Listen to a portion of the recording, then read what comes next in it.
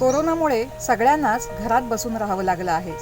बाहेर जाऊन एकत्र खेळ खेळणं शक्य नाही आणि त्याच्यामुळेच मैदानं ओस पडलेत। लहान मुलांना कितीही इच्छा असली तरी देखील क्रिकेट, फुटबॉल यांच्यासारखे समूहाने खेळणारे खेळ त्यांना खेळता येत नाहीत। मग करायचं तरी काय?